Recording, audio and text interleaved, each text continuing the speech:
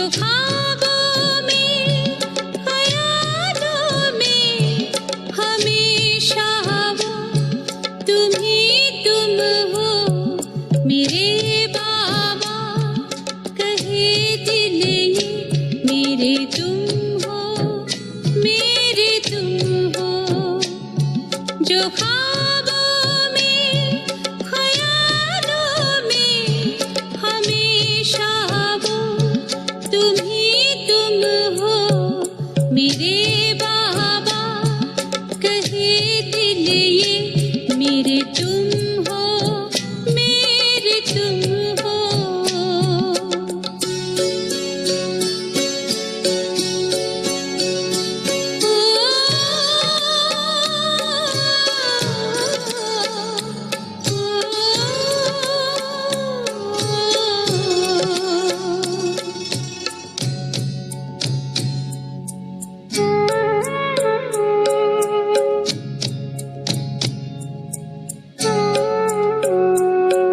कहा तुमने मेरे बच्चे, बनाया जब से है अपना।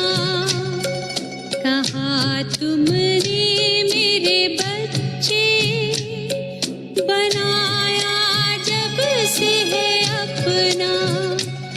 मेरी किस्मत लगी है हंसने, हुआ पूरा है मेरा सपना।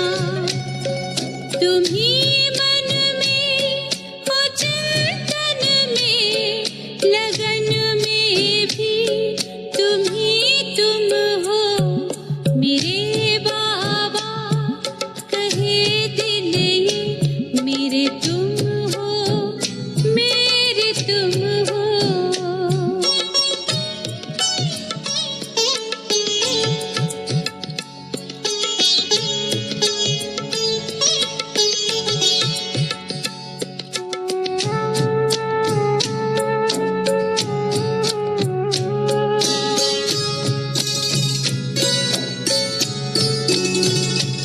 मनमीत मेरा कैसा है, दिखलाया नहीं वो जाता। मनमीत मेरा कैसा है, दिखलाया नहीं वो जाता। प्रभु प्रीत का ये किस्सा जो लब पे लाया नहीं जाता। रूहानी नूर छलकाए नैनों में भी तुम ही तुम हो मेरे बाबा, कहे दिल ये मेरे तुम हो, मेरे तुम हो।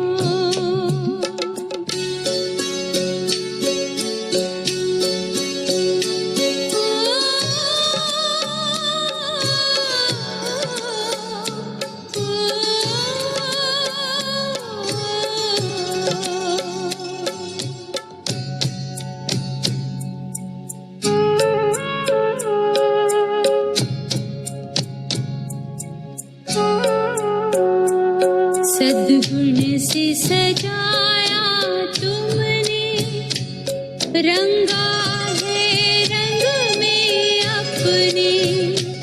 सद्गुण से सजाया तुमने, रंगा है रंग में अपने।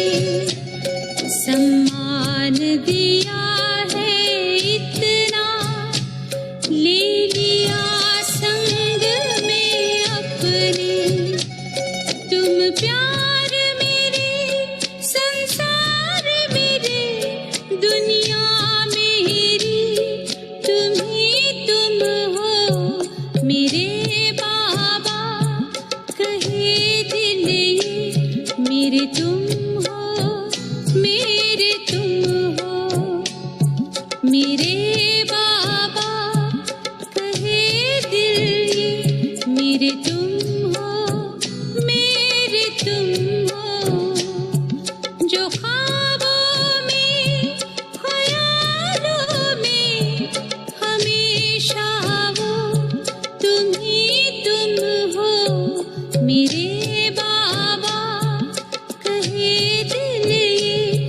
मेरे तुम हो, मेरे तुम हो, मेरे तुम हो, मेरे तुम हो, मेरे तुम हो, मेरे तुम हो, मेरे तुम हो, मेरे तुम हो।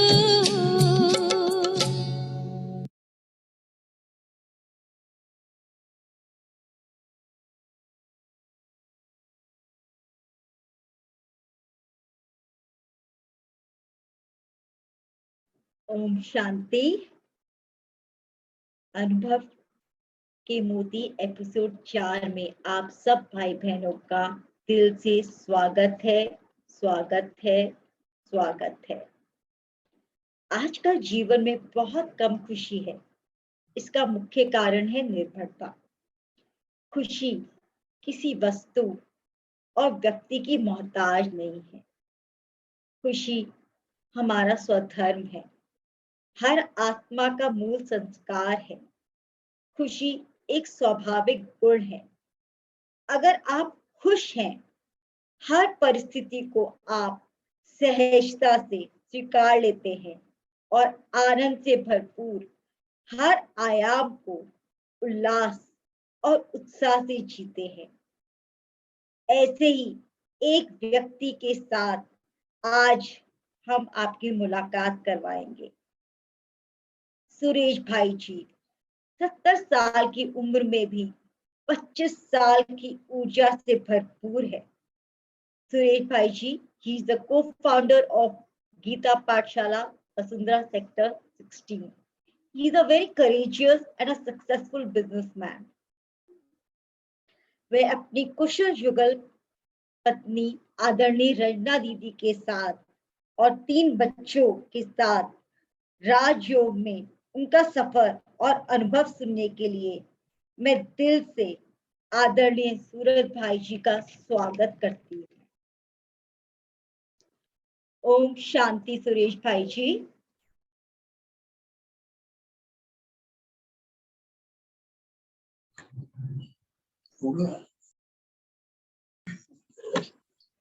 ओम शांति भाई जी, कैसे हैं आप? ठीक है भाई जी, स्वागत है आपका अनुभव के मोती एपिसोड 4 में। जैसा कि हम सब जानते हैं कि आपकी युगल आदरणीय रंजना दीदी हम सबकी प्रिय हैं और 33 साल से बीके वसुंधरा गीता पाठशाला सेक्टर 16 की मुख्य संचालिका है। हम सब ये जानना चाहते हैं कि आप ब्रह्मा कुमारी से कब और कैसे जुड़े।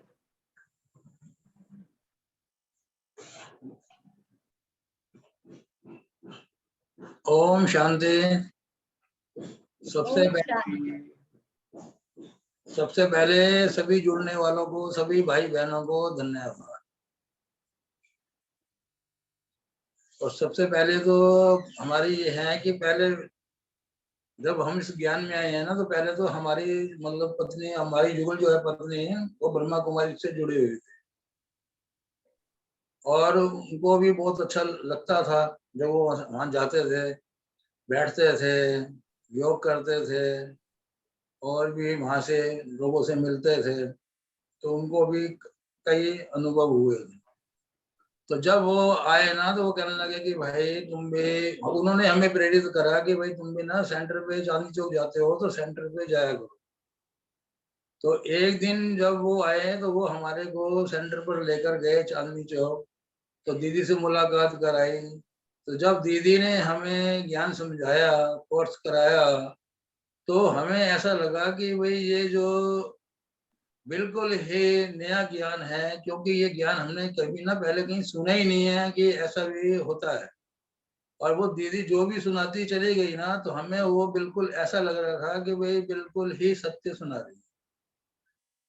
तो फिर हम दीदी से फिर हमने समय मांगा कि भाई दीदी अब आप बताइए कि भाई, वो दीदी ने कहा भाई यहाँ का नियम है कि पहले तो 7 दिन का कोर्स होता है, वो आपको करना है। तो हमने कहा दीदी हम तैयार हैं। तो दीदी ने कहा कल से आप आ जाओ और 7 दिन 10 दिन में वो कोर्स आपका खत्म हो जाएगा। तो आपको अच्छा लगे तो फिर आप आना, ना अच्छा लगे तो मत आना। तो फिर हम आ गए, तो फिर हमने फिर दूसरे दिन हम चले गए उनके पास।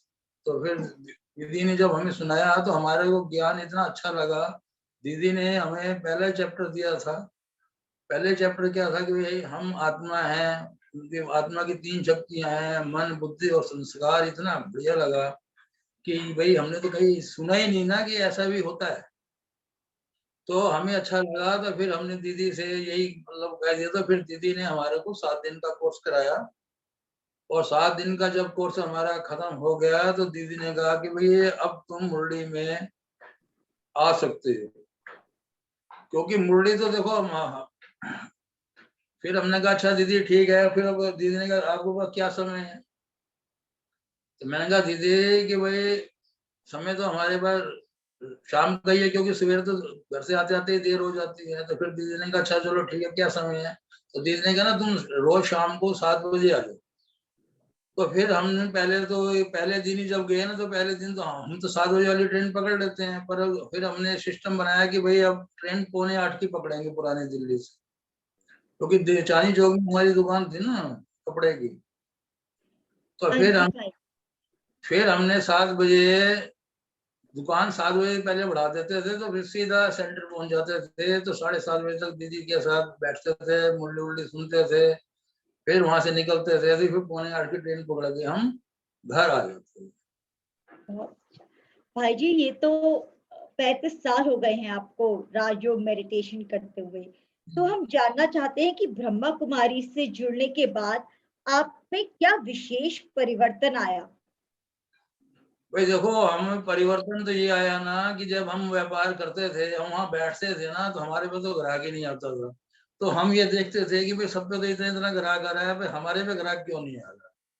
तो ये बात हमने ना दीदी से भी बोली थी जाके। मैं दीदी भाई हम तो खाली बैठ के आ जाते हैं, कितना समय हम खाली बैठ रहे हैं। तो दीदी ने कोई बात नहीं है, तुम किसी को मत देखो बस। और ड्रामा, दीदी ने भी ड्रामा का भी हमारे को ज्ञान दे रखा था। तो दीदी ने कहा जो हो रहा है ना वो कल्याणकारी है, बस आप निश्चिंत हो गए बैठो। देना तो देखो भगवान ने है ना। आप अपना काम करे जाओ। तो हम निश्चिंत होकर बैठते गए, धीरे धीरे धीरे धीरे हमारा काम भी मतलब ठीक हो गया, व्यापार भी अच्छा चलने लगा, व्यवहार में भी परिवर्तन हो गया, सरलता भी आ गई, है ना। तो फिर उसकी मदद की भावना से ना हम खुशी भी रहने लगे। कुछ तो हम पहले भी रहते थे, पर इतना खुश नहीं रहते थे। ये तो पता लग गया कि भाई खुश खुश कैसे रहना है। और दूसरा ये था कि जैसे कि मान लो हमारी जो युगल थी ना, ये बहुत ही मान लो रहम दिल थे। भाई कोई भी आए उसको खाली नहीं जाने देते थे, कुछ ना कुछ दे के ही भेजते थे। तो और हमारे पास तो ये मतलब मान लो इतनी हमारे पे उस टाइम में इतना हाथ खुला भी नहीं था। फिर भी हम किस ना किस तरीके से दे ही देते थे, क्योंकि ये जो कह देते थे ना हम वो कर देते। भाई साहब हमें ऐसा लगा कि राजयोग मेडिटेशन से आपका निश्चय परमात्मा में बढ़ता चला गया, और जो भी परिस्थितियां आप सहजता से पार करते गए। तो हम जानना चाहते हैं कि आपकी क्या दिनचर्या रहती है? दिनचर्या तो हमारी ये थी ना कि जैसे कि जब से हम भगवान के बने हैं, जब से हमें परिचय मिला है, तो वहां पे भी यही सिखाया जाता है भाई। अब हम पहले तो कभी करते ही नहीं थे ना, ना ये पता होता था। तो वहां जाने से ये पता लगा कि भाई सवेरे 3:45 बजे आपको उठ के बैठना ही है, जिसमें कि जिसको बोलते हैं अमृत वेला। तो अमृत वेला में क्या है कि सवेरे बैठ जाते थे। दीदी कहती थी कि भाई तुम्हें बैठना है, तुम्हें बस तुम्हारा मन लगे या ना लगे, आपको बैठना है और अपने भगवान से बातें करनी। जो भी आपके अंदर दुख है, तकलीफ है, कुछ भी है, आप हर बात ना भगवान से कर सकते हो। तो फिर फिर दीदी कहने लगी कि फिर अगर ऐसा करते जाओगे तो फिर आपका मन लगना शुरू हो जाएगा। तो फिर हमने ऐसा करा, तो फिर वो हमारा मन लगना भी शुरू हो गया, जिसमें हमारी फिर ये रूटीन बन गई कि भाई सवेरे 3:45 4 बजे हम बैठ जाते थे। फिर उसके बाद हमारी 7 बजे मुरली होती थी। फिर 7 बजे जो पॉइंट हम उस टाइम में डिस्कस करते थे ना बाबा से, भगवान से, तो वो पॉइंट हमारे ना कुछ ना मुरली के अंदर आ जाते थे, जिससे कि हमें ये पता लगता था कि भाई मुरली में कहाँ से आ गया, हमने तो ये भगवान को बताया है तो मुरली में कैसे आ गया। तो ये भी बड़ी सेवा होती थी मुरली से भी। फिर मुरली में भी हमारा टेंशन जाने लगा। फिर उसके साथ ना फिर हम सेवा भी करते थे। सेवा, भाई कोई आ रहा है, कोई जा रहा है, उसकी सेवा करनी है। फिर हम उसके बाद हमारी दिनचर्या ये होती थी, भाई नाश्ता करना है, फिर नाश्ते का सामान लाना, नाश्ता करते थे। नाश्ते के बाद फिर हम अपना ड्यूटी पे चले जाते थे, जो भी हमारी शॉप वॉप है वहां हम चले जाते थे। फिर दोपहर को 2 बजे हम खाना खाने आते थे। खाना खा के तो फिर हम जब जब जाते थे, फिर शाम को आते थे। शाम को समझ लो कि हमारे 6:45 बज जाते थे आते आते हमारे को। तो फिर हम 7 से ना 7:30 का योग जरूर करते थे। फिर उसके बाद घर की दिनचर्या हो जाती थी, भाई जैसे खाना खाना है, ये करना है, घूमना है, कुछ भी करना है। और फिर रात को हम बाबा से गुड नाइट करके ना सो जाते थे। अरे वाह, ये और लगता सबसे, है आप। हाँ, और सबसे बड़ा हाथ तो हमारे युगल का रहा ना बीच में, क्योंकि युगल बाबा से जरा भगवान से ना जुड़े हुए थे, तो उनकी वो जो भी कह देते थे ना हम वो कर देते थे, क्योंकि वो जो भी बोलते थे हमारे भले के लिए ही बोलते थे। बहुत अच्छा। तो भाई जी, आपके अनुभव से हमें समझ में आ रहा है कि जैसे जैसे भगवान पे आपका निश्चय बढ़ता गया, हाँ, परिस्थितियां सहज होती गई। तो और अभी आपने बताया कि आप खाना घर पे ही आके खाते थे। तो हाँ। ब्रह्मा कुमारीज में खान पान की शुद्धि का क्या महत्व है? आप लोग बाहर खाना क्यों नहीं खाते? एक तो ये होता है ना भाई खाने का, दीदी कहती थी कि भाई जैसा अन्न है वैसा मन हो जाता है। भाई खाना बाबा की याद में बनाना है और बाबा की याद में ही खाना खाना है। उसमें क्या होता है कि भगवान की भी ताकत आ जाती है खाने। और दूसरा देखो, हम भी बाजार में जाते हैं, कई तरह का सामान मिलता है। और जो लोग बाजार में खाते हैं वो पता नहीं होटल वाला कैसा सामान मंडी से ला रहा है, कैसा नहीं ला रहा है। वहां तो सब सामान मंडी में गले सड़े टमाटर टमाटर सब जो भी है सब सामान बिकता ही है ना। वो कह रहे हैं ये सब सामान बिका हुआ है हमारा, तो हम तो फ्रेश ही लाते थे। पर उनका जो सेकेंड हैंड थर्ड क्लास माल भी उनका बिक जाता था। वो क्या है कि मसाले वसाले डाल के बाजार में लोगों को इतना स्वाद लगता था खाना, कहने कहते नहीं। पर हमें तो क्या है कि हमारे तो खाने में ना प्याज होता है ना लहसुन होता है। घर का खाना हमें इतना स्वादिष्ट लगता था, हमें तो उसके आगे बाजार का खाना ही फेल, इतना बढ़िया खाना लगता। और उससे क्या है, वो तन भी स्वस्थ रहता है, मन भी स्वस्थ रहता है। आज हम 70 साल के हो गए हैं, 70 साल तक भी देख लो कोई बीमारी शिमारी, इतनी बड़ी कोई बीमारी बीमारी हमारे नहीं आई हुई है। छोटी मोटी तो देखो आती रहती है, बुखार हो गया, ये हो गया, वो हो गया, बस। इस चीज के जो है सात्विक आहार है वह योग से ना बना हुआ खाना खाना है। और योग में ही बना हुआ हो तो शरीर भी स्वस्थ रहता है, निरोगी रहता है, काया भी बढ़िया रहता अरे वाह, यही लगता है आप राज है आपकी ऊर्जा का। आप है। 70 साल के हैं लेकिन 25 साल की ऊर्जा है, थकते नहीं है आप। दिन सुबह 4 बजे से लेकर 10 बजे तक। तो यही आपका प्रिय खाना क्या है भाई जी? हम्म। आपका प्रिय खाना क्या है? भोजन में सिंपल ही भोजन होता है हमारा तो। अच्छा, बहुत बढ़िया। तो भाई जी, बहुत अच्छा। तो ये पवित्र खाना खाने से मन भी खुश रहता है और सेहत भी अच्छी रहती है। मैं कहा था ना कि भाई पवित्र खाना वही हो गया ना, जैसा अन्न है वैसा मन बनता है। और खाने के अनुसार तन भी स्वस्थ रहता है, मन भी स्वस्थ रहता है। और बाबा की याद में बना हुआ भोजन और बाबा की याद में खाया हुआ भोजन शरीर को भी स्वस्थ रखता बहुत बढ़िया। ये तो आजकल की दुनिया के लिए बहुत बड़ा मैसेज है कि जैसा अन्न वैसा मन। बहुत सारी बीमारियों से आप हट सकते हो, परे हो सकते हो। तो भाई जी, कोई ऐसी परिस्थिति जहां आपने परमात्म शक्ति का निजी जीवन में अनुभव किया हो और कैसे उस शक्ति को आपने सहजता से यूज किया और उस परिस्थिति पर विजय हासिल की? आप ऐसा कोई लाइफ ट्रांसफॉर्मिंग अनुभव बताइए कि कैसे आपको अनुभव हुआ परमात्मा शक्ति का?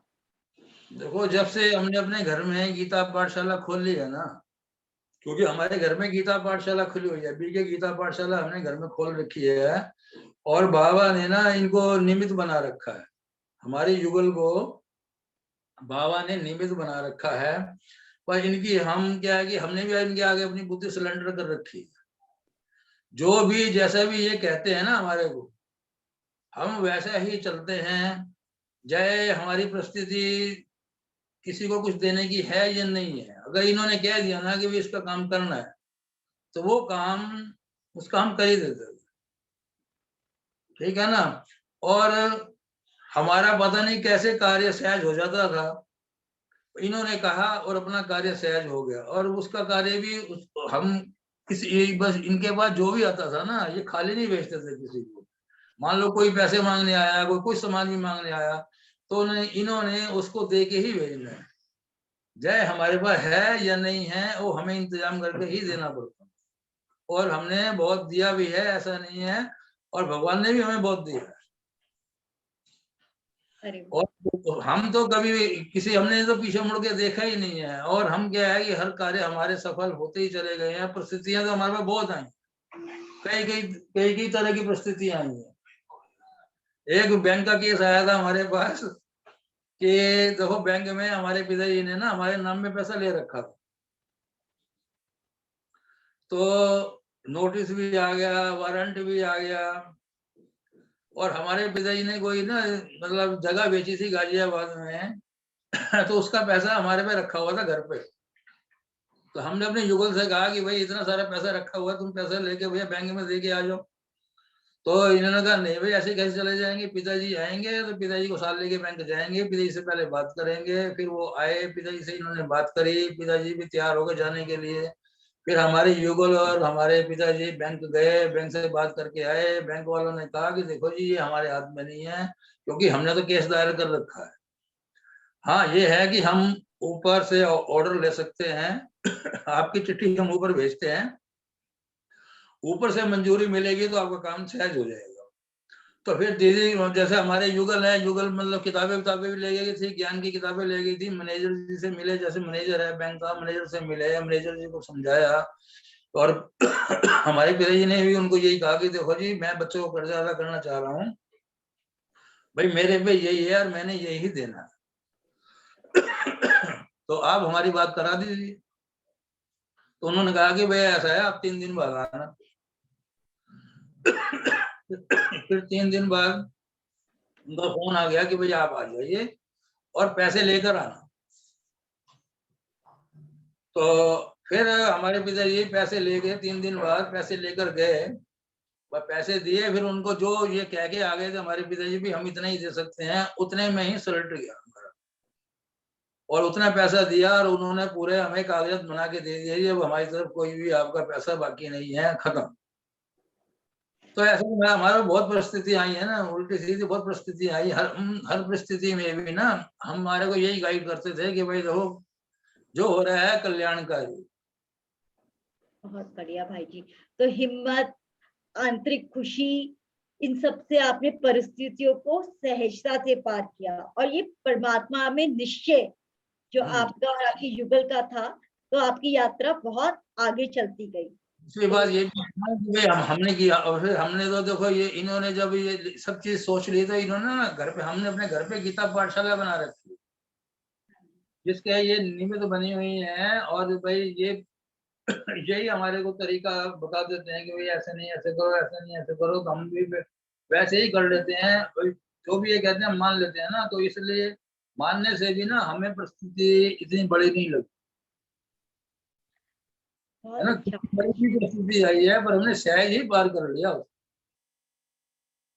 भाई जी। ये तो व्यापार है, परिवार है, बच्चों की जिम्मेवारी थी, सब ऐसे ही पास हो गया कि पता ही नहीं लगा कि कितने साल हो गए हमारे लिए। भाई जी, तो बहुत धारणा है कि गृहस्थ में रह के आध्यात्मिक जीवन पे चलना मुश्किल होता है, पर आपकी कहानी थी तो ऐसा लगता है कि गृहस्थ में रहकर परमात्मा शक्ति से जुड़कर रास्ता बहुत सरल और प्रेम में हो जाता है।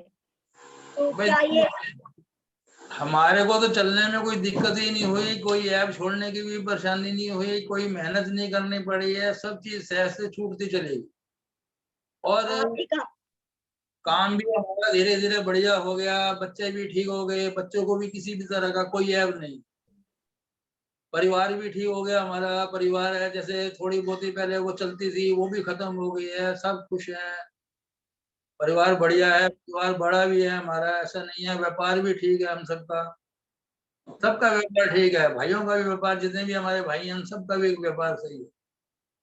तो बाबा से हमें भगवान से हमारे को बहुत हेल्प मिली, ऐसा कुछ नहीं है कि हेल्प नहीं मिलती है।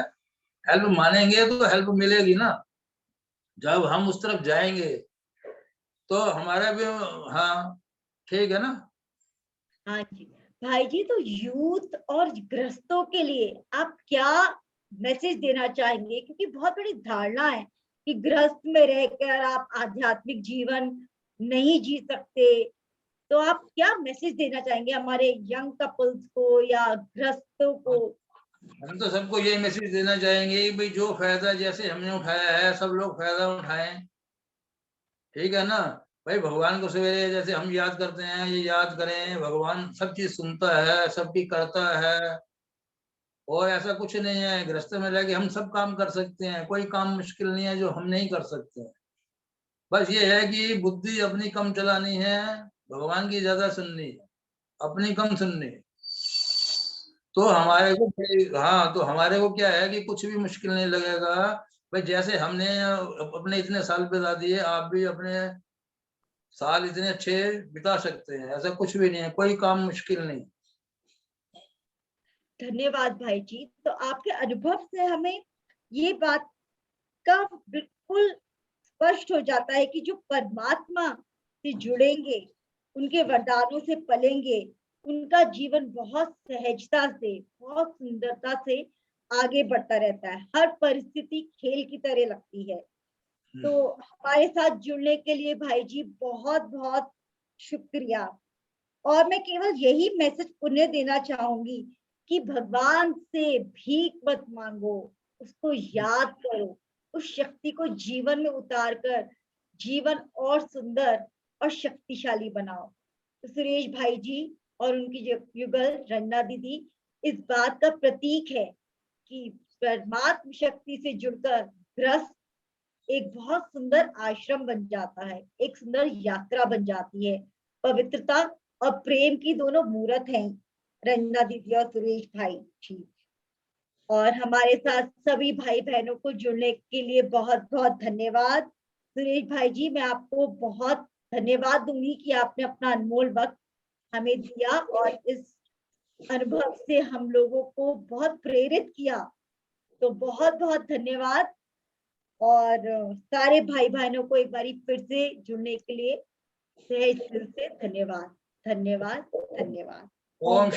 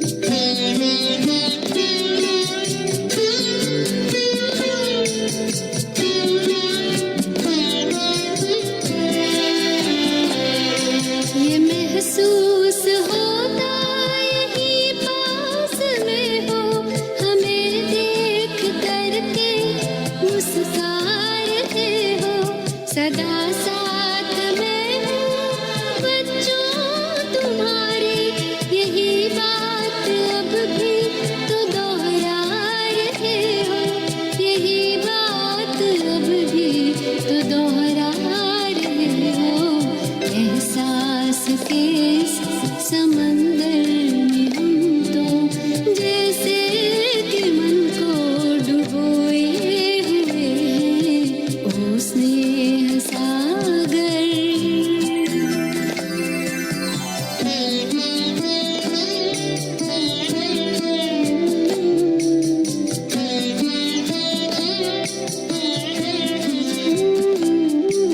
उठाकर धरा से जो धूलिकण को मस्तक से अपने ऐसे लगाया, चमकने लगे हम सितारे से बनकर, अपने गुणों से इतना सजाया, अपने गुणों से इतना सजाया।